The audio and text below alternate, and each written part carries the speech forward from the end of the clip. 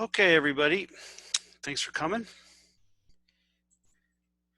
We'll get started right away. Um, First, let's kind of outline the rest of the semester. All right, we got a few things we're going to do, and the first thing is system ID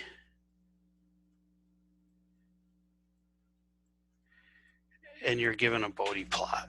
All right, so if you see something like this, you could say, all right, that's a low pass, and if the gain is 0 dB, all right, and it's cut off at 100, you know that the equation is this, or you should. You need a little bit more information. One, you know, that's the slope is minus 20 dB, and that the phase goes from 0 to minus 90. All right, so there's basically, you know, high, low, notch, and then when we get into the second orders, having to extract things from there. All right, then we'll do system ID from a transient. All right, so if you see something like this, you know that it's a low pass filter. You can see the gain. If it's an input of 1, you can see where it heads. You see that it's oscillating, you know that it's underdamped. All right, the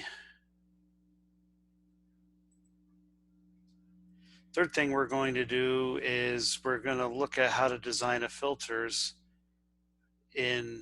by using the poles and zeros, and we'll show you how the Butterworth filter, where we get those constants from. And then the fourth thing is modulation, and that's really communication systems. All right.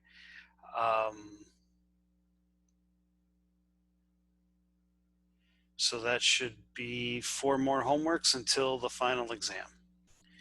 All right.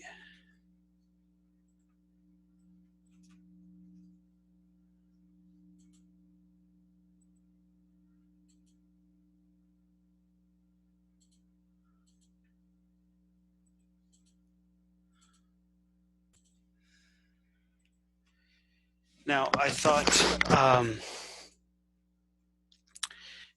I would go over the solution live, even though, you know, the answers are given, right, already. So we have a transfer function. It happens to be a notch filter. And the first thing you need to do is convert it into integrators. It was really nice if you did that, but even myself, I kind of have this structure memorized, so you didn't have to. But really, if you multiply through by 1 over s cubed, right, you can see where the integrators should go. Sorry.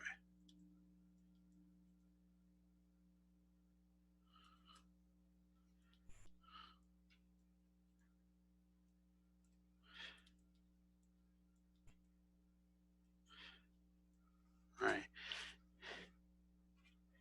And so the A integrators are all negative feedback. And so each one of these is minus, you know, something over S.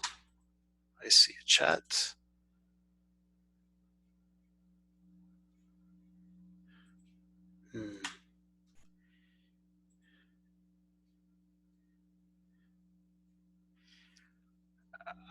Let me answer that, Javier. I see your question. Thank you. Let me answer that when I'm doing the B summer. Okay. So each one of these is a negative integrator, right? So this is already negative, so we keep it positive. Negative times a negative, we want to keep negative because it's negative feedback, so it goes on the inverting side. Same here. All right. And this is just the structure. We haven't actually set our R values, even though I did, just to make sure that I designed it correctly. All right. Now on the B, yeah, in this case, B3 equals A3, right, coming out of the third integrator. And that means you don't need to scale it. And so let me,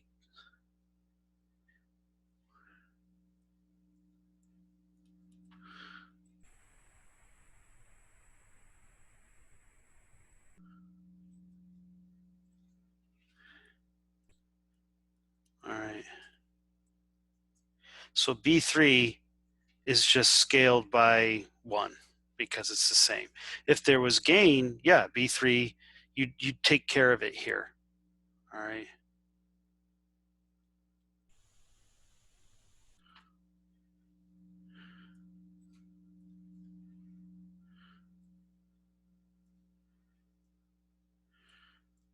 All right. And so really, this kind of structure is very regular. It's pretty much in all the homework assignments. And so the real thinking was to make sure that you had to sum these two, and that you took B naught out and brought it in on the positive side, because the B summers, right, are all positive. It's not positive feedback, it's just they're all positive because it's feed through. The A summers, everything is supposed to be inverted. And either it's inverted ahead of time or you invert it wherever you bring it in. All right.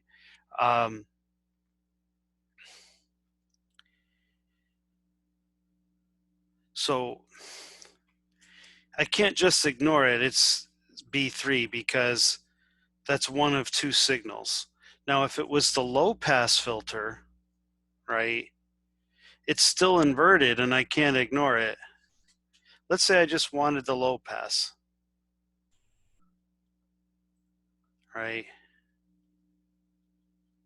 I would at least have to do a gain of -1 to get the get that to work. Did that answer your question, Javier?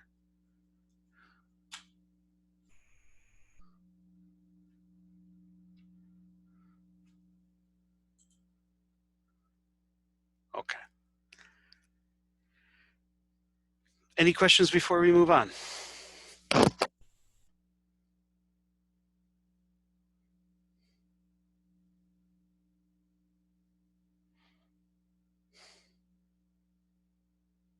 Okay.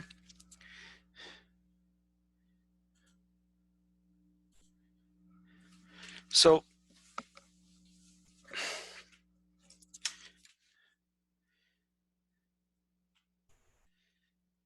basically, we have the moving platform on top, and then we have a damper spring mass. It might be upside down, but everything is going in the same direction. So really,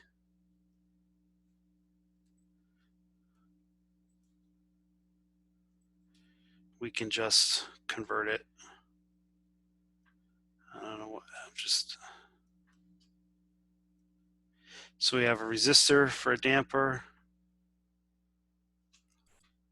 an inductor for the spring,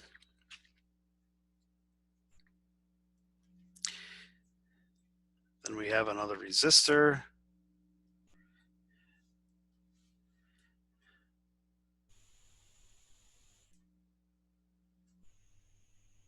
and then we have a capacitor.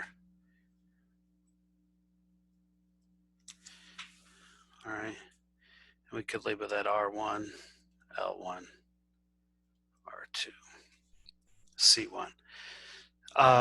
You could have drawn that, or for the resistor, some people wanted to know if they were the same, but you know, it really didn't matter. Even if they weren't the same, you could have called it R equivalent R1 plus R2. Then when you take the voltage division, right, you get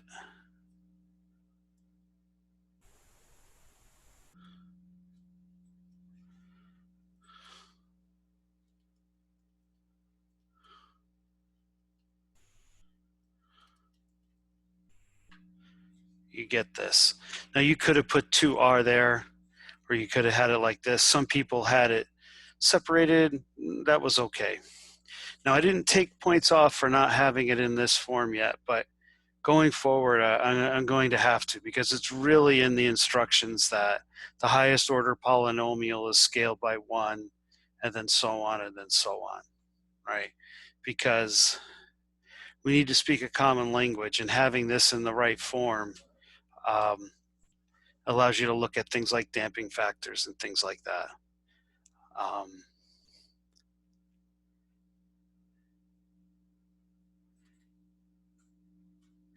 I could have, and another like twist is I could have had this whole thing rotated, right? And said that it was on frictionless surfaces, and it'd still give the same thing. Okay.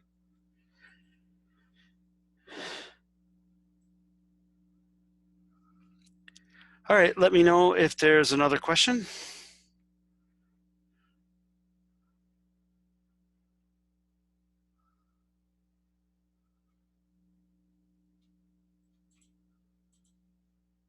Okay.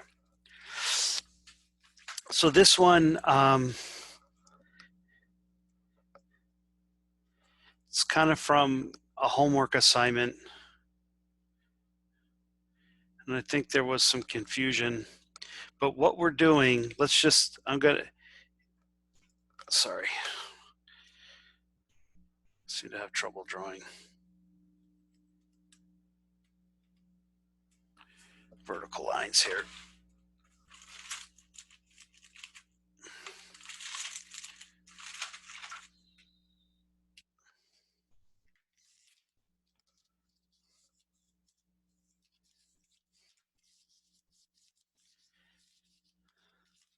All right.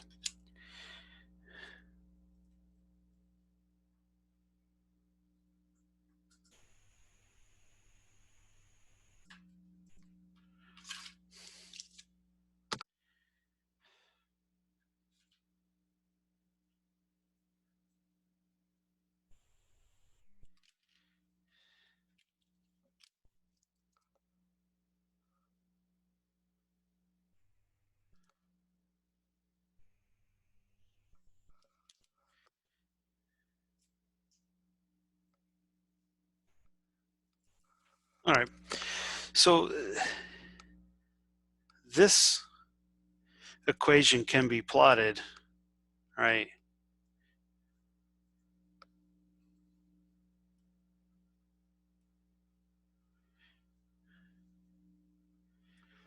Where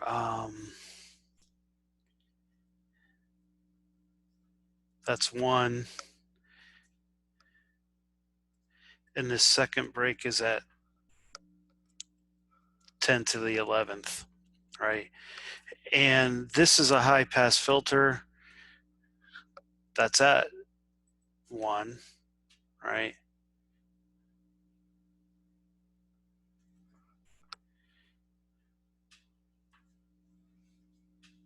Right. And it's a high pass filter,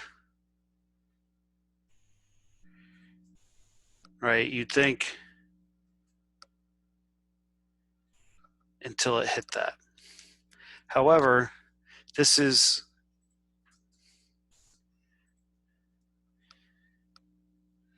configured as a buffer. All right.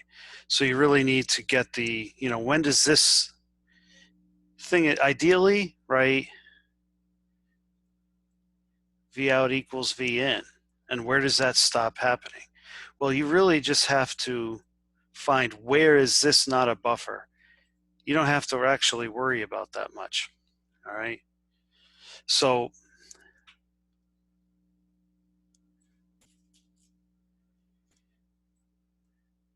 you could call it QS of the buffer, right, equals, and I'm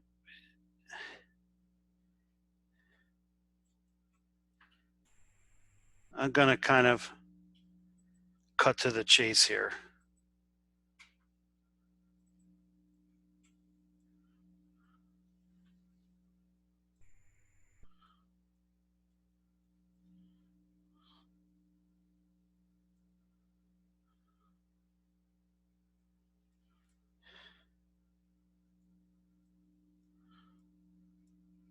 all right? That's the feedback equation with everything multiplied out. Now GS, right, the feedback transfer function is equal to 1 because V out equals V plus. Right, you could think of it as R2 being 0 and R1 being infinite, and that's what you would get a beta of 1. All right, so what turns this into 1? Right, well,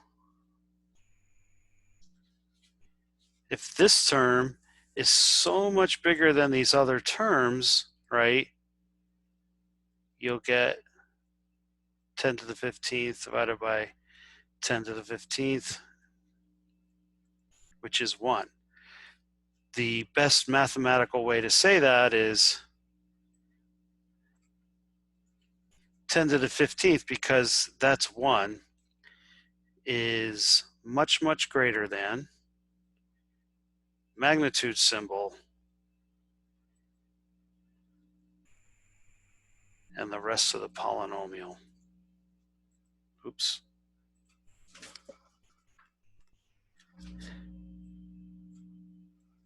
All right. Now, in my solution, I actually solved for, that means F has to be less than, I think it was 1.5 kilohertz. Okay.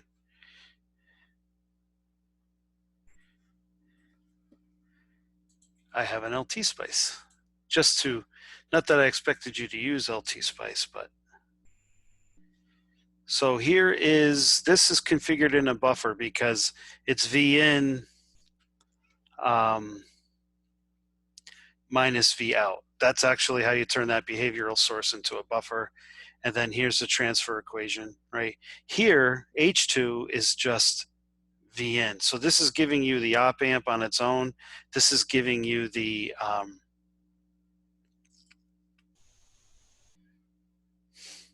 actual buffer. So if I look at V out as a buffer, we're getting 0 dB, right? Right up to about, 1.5, 1.1 kilohertz, all right? And you can see that here's the DC gain. I have a break here, and then I have a break way out here, and so it's overdamped. That wasn't part of the question, but you can see graphically that. So basically, the high pass filter, right, it comes up, and then as soon as the buffer part starts to roll off, it stops working. All right, that's how you could have done it. You could have drawn that graphically if that. Sometimes I ask you to do that, but this is maybe more what's going on. Better understanding. Okay. Any questions about that?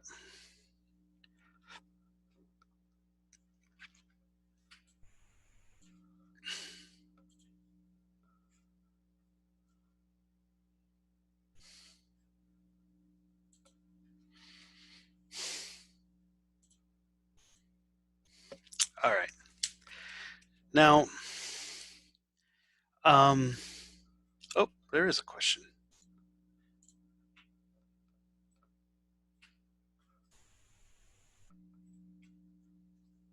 Okay, the magnitude operator, does it have to be on the left? No, that's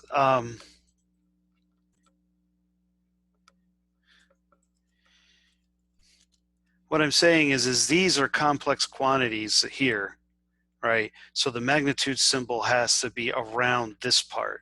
It's not left or right. Most people actually had this on the left-hand side and had this on the right-hand side, all right? So I just said, put the magnitude symbol around the left-hand side of your equation rather than write out the polynomial. All right, Mike, does that help? Yeah, that was a good question, though. Thank you.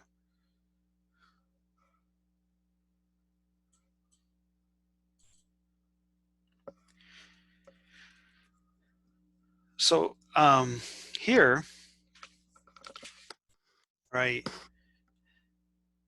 you could use the quadratic equation and you could see that there's a pole at 0 and then there's a pole out here, right? But really in our shorthand notation, right, we have a negative, or you could call it a sign change, right? That's one issue. And then over here,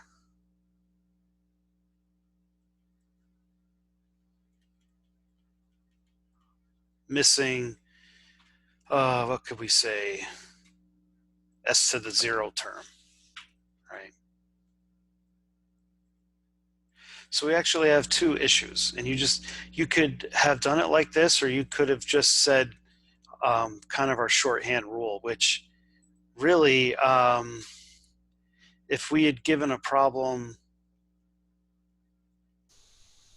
you know, something like s squared times 10 s cubed minus 10 s squared plus 1s, right? Here, right, now you have to find a cube root, which, yeah, you can do that in Python pretty easily, right? But finding what all the roots are. What it's saying is that our Descartes rule shorthand is there's at least one root because of the sign. There's at least one pole on the right-hand side because of this, right? And we're also missing a term, right? Now, yeah, if I pull out an S, you can see one of them is pretty easily. You can see one of the S's is at actually, no, if I pull out an S, it'll cancel. So no, I can't tell you right off the bat that one is at 0. But when you start working with higher order polynomials, and in some sense, we don't really need to know what it was. We just need to fix that issue and fix that issue, right? And so in this case, I need a sign change on S. So that really means, and now I'm going a little bit faster, that feedback term, right, it's going to be 100 times something, right? Well, I need a sign change on that, so I can call that K2S, right? But then in order to add something, right,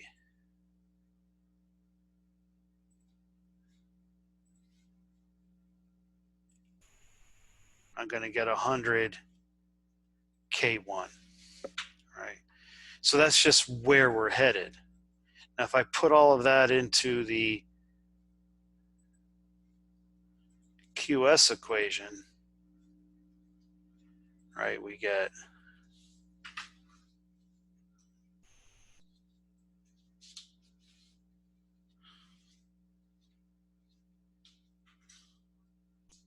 right. And actually, we don't, I was getting ahead of myself. We don't need the 100 there, right? So K1 times 100, as long as K1 is greater than 0, will give us a term. You might be underdamped, right? Over here, right, we get kind of K2, oh,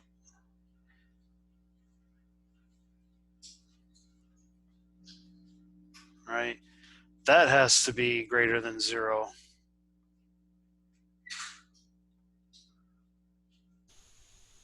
And that turns out to be 1, right? So you had to identify the problems. Now, sometimes you kind of messed up, but then you fixed it properly. That's okay, right? because you knew what needed to be done. All right. Then various partial credits with, solving the issues. But a lot of times in my notes, I might say to you, you only solved one issue, or solved no issues, or the issue K1 and K2, you didn't solve the issue, although you might have been headed in the right direction. All right.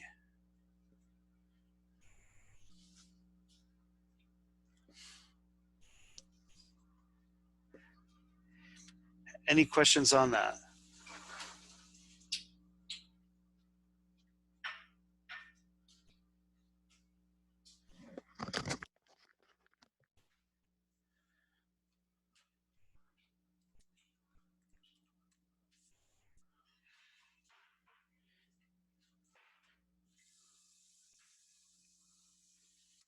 Okay. So the thing is, right, oops. We could come up with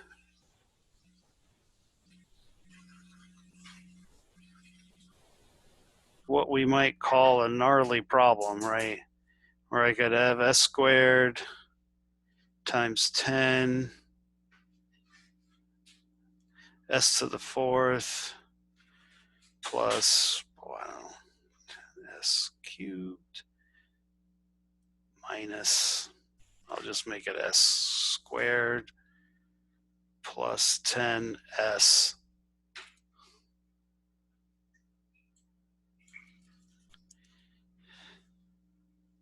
I'll keep it the same, plus 0, right? So really, we have 4, 3, 2, 1. We're missing s to the 0 again, so that's one issue. And then we have a sign change, just like before, so that's 2 issues. And so really, we just know that we have to fix this, and we have to fix that. And when we put it all into the equation, right,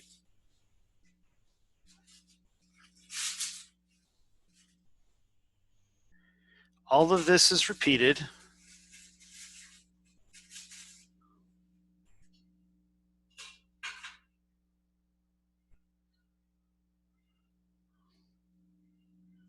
Right? And then we get this term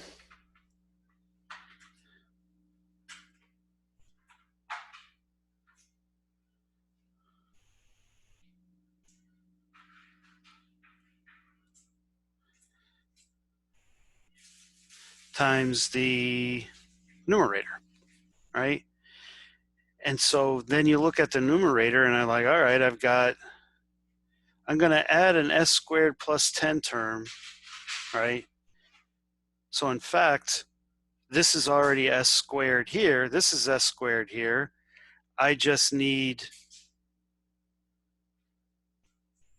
some kind of proportion times this to make this bigger than that, right? And then over here, right, I'm starting with s squared 10, but I just need to have a constant, right? Well, what would turn that into a constant? Well, having a double integrator, all right? So you can have almost, any gnarly problem there is, and you could solve it that quickly, I even thought of one. I don't want to call it a trick question.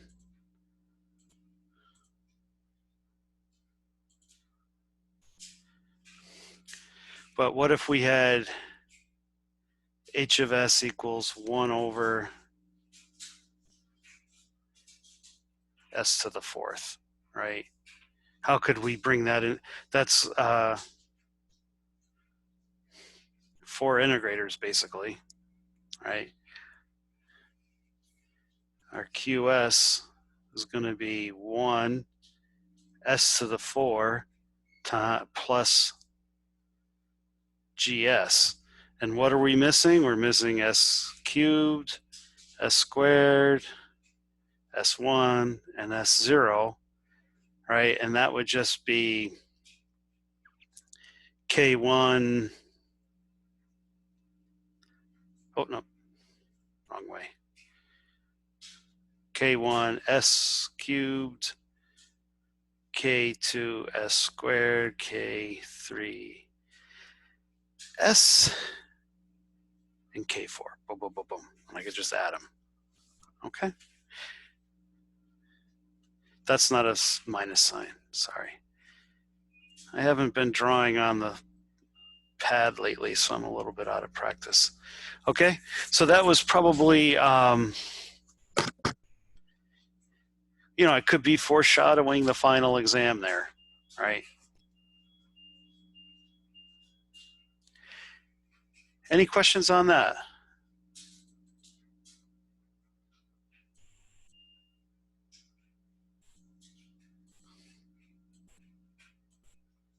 Okay. So we had a PWM signal, all right, and I give you some plots that you can interpret or estimate the Fourier coefficients. Now, sure, if you recognize this for what it is, you could, well, oops, excuse me. All right, A naught is the, I mean, this is the equation.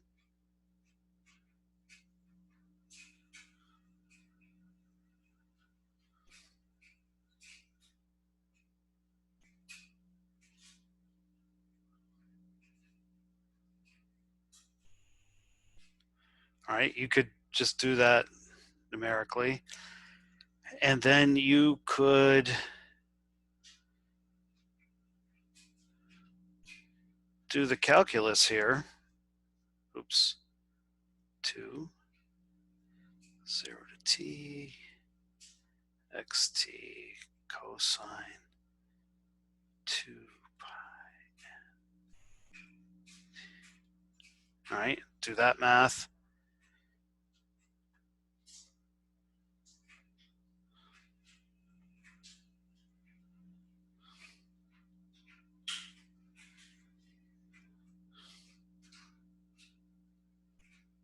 Oops.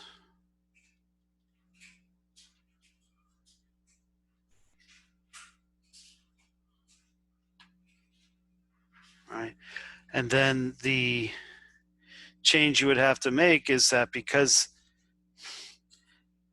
I could call that 1 if I call this 3/4 t, right? And I can call that 1 if I call that 3/4 t, right? What I noticed is that people who did it that way tended to get it wrong. All right, I'm not quite sure why. Sure, I have SymPy code to do that, but that's more to like check my work. Okay.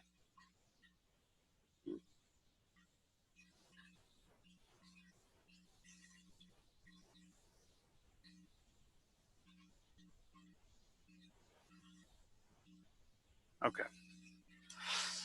So I'll go over. Now we just were estimating. You could have done a different estimate, right? You could have like counted these boxes and realized like each box was 0.25 by 0.25. Even it looks rectangular. That's just to get the scale right. And you could have started counting. Well, that's like one box. That's 7/8 of a box, and added up the areas that way, right? Most people they went for the area, okay?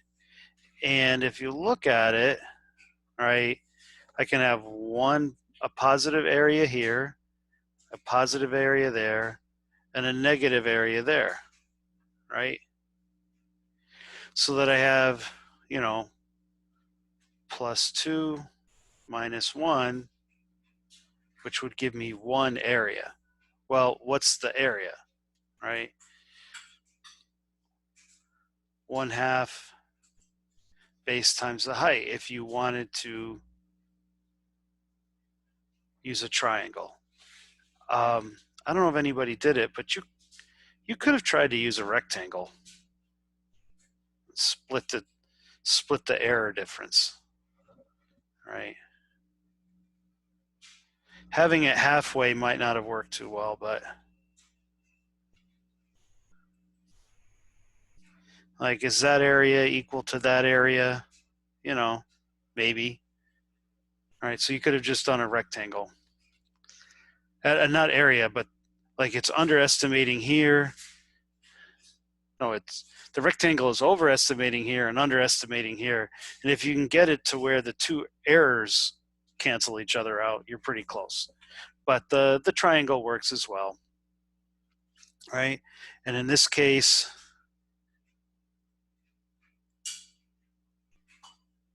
the base equals 0.25. Now, yeah, the time scale is all in milliseconds. However, if you just scaled that out, you could have just kept it at 0.25. I don't know if anybody noticed that, right? That it was in milliseconds, and you all just thought it was in 1. I'm not going to get into it. Basically, if you got the right answer, showing your work, right? You can't just write down these answers. So I got 0.25, and then the height is 2, right? So so this is the sine. So actually, I guess I started doing the b's first. So b1 would be 1/2 times 1/4 times 2 equals 0.25. All right. Now here,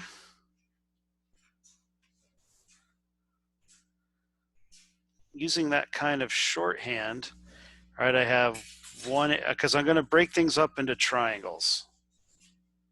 All right, I have 1, 2, 3, 4 positive areas and 2 negatives.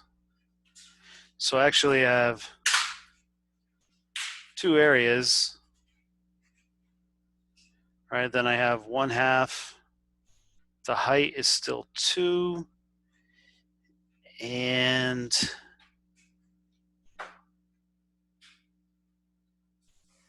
that width is 0.125. 2's cancel, but then 2 times 0.25 equals,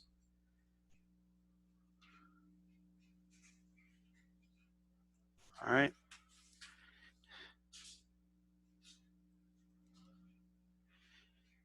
Here, so yeah, you actually had 2 areas, which even though the base dropped by half, it actually gave the same value. All right.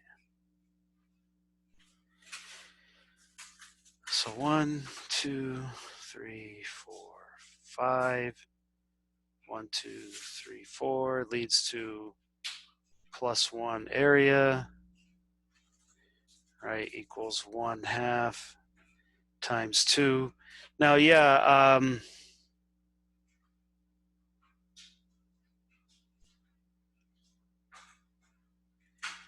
this is 3 hertz, right? So the period is 1/3. Oh.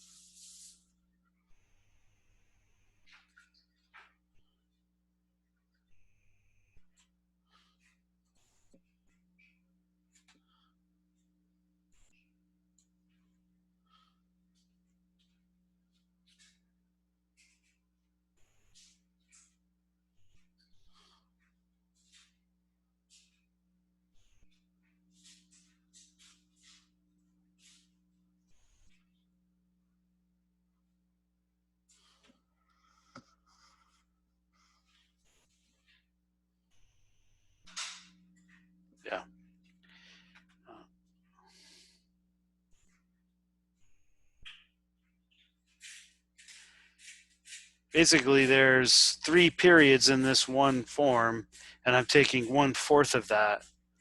So the base is 1/12. All right. So that's B3. All right.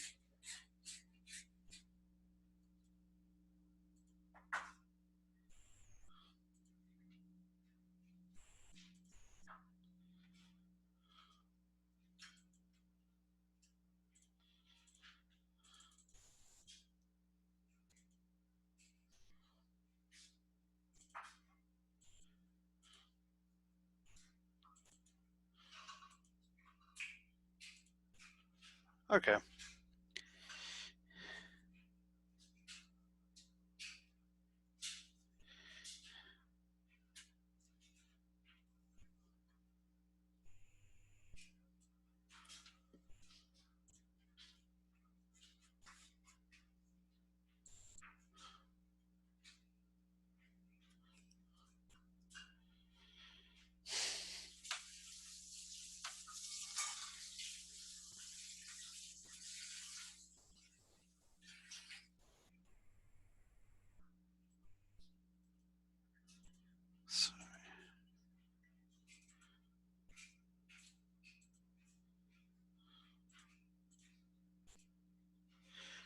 Okay. Sorry about that.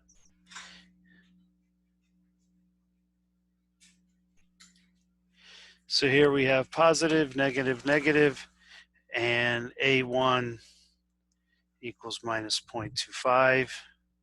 Here, positive, positive, positive, negative, negative, negative. A2 equals 0. And then it turns out that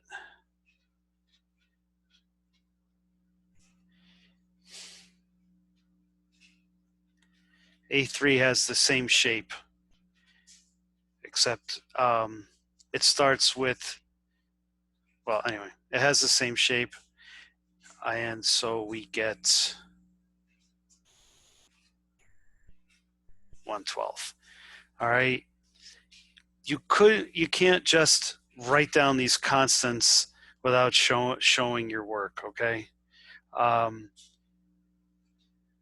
just leave it at that. All right. We either have, for this kind of question, yeah, we either have kind of estimate it, right? Or, I give you like a spectra and you got to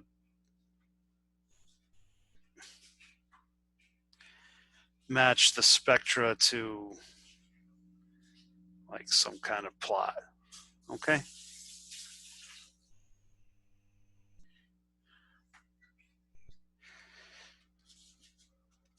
So I know in the notes, I kind of have this thing that,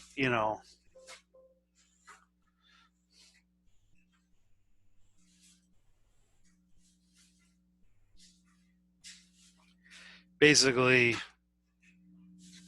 LDO as a control system.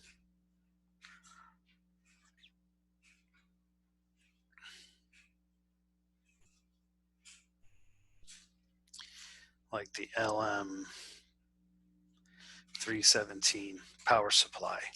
I leave that there, but I don't really do that anymore. But, something, when we put our op amps, right, together in some kind of system, I could put a DC voltage here, and this could kind of be my power supply. And so op amp circuits are like miniature control systems, right?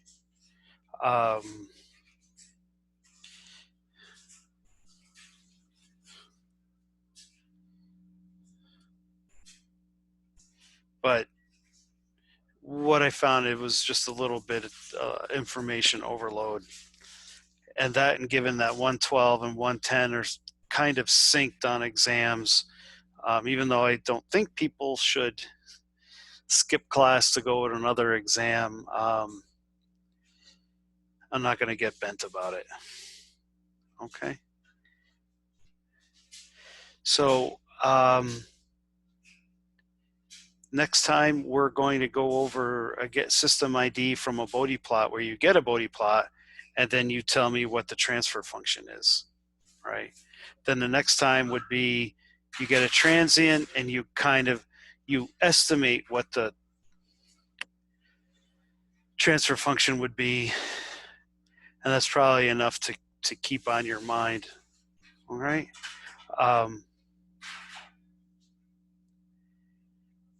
Any questions so far? I'll open it up to any topic.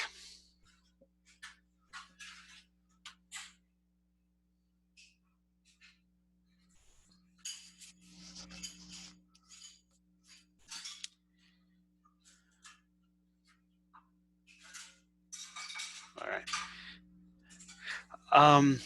I know a lot of people want to, normally I also end early so that I could go over anybody's individual exam. I've just been trying to figure out how to do that in a private manner without, I don't know, coming up with a breakout room where like it just becomes too much to handle from a technology perspective. But you have the solution, you have my comments. Now, now, yeah, check the math, make sure I did it, and if the math is wrong, just email me and I'll fix it. But if you think I've graded it incorrectly, like I didn't see something or whatever, please look at the solution first. Yeah, all right. Yeah, Jacob, I see you. Breakout rooms. I know, but it's like we got 40 people, 40 breakout rooms. I don't know. Can I do that on the fly? Let me just see. You know what? Let's keep a positive attitude here. More breakout rooms. Okay. Add.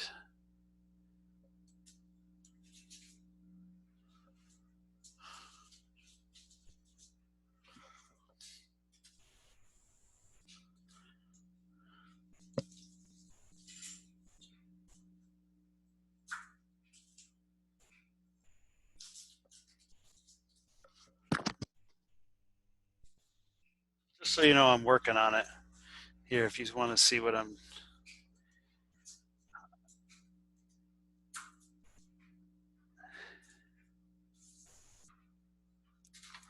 It looks like I can assign breakout rooms right here. All right. And I think you're going to get automatically assigned to one. If you don't have any questions, I guess you can just log out now. Oh, and I'll turn off recording, just so you know, so it still stays private. Then I can look at each exam as we go. But I'm just going to create these and assign you. I'm not quite sure what's going to happen because I haven't not used this feature before. Yeah, let's stay positive. Yep, you're right, Javier. Let's stay positive. All right, here we go. Oh, people have left already, so.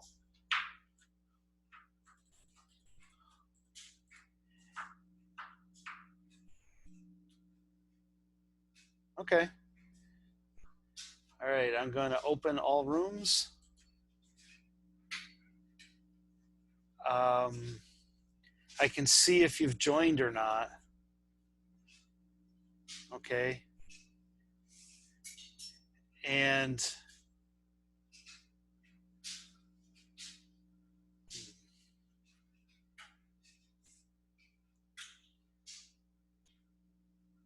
listen, what I'm going to do is join a breakout room, and then you kind of got to tell me, like, what I'm saying is, I'll tell you who I'm joining, and if it's not you and you can still hear me, right, you send me a chat.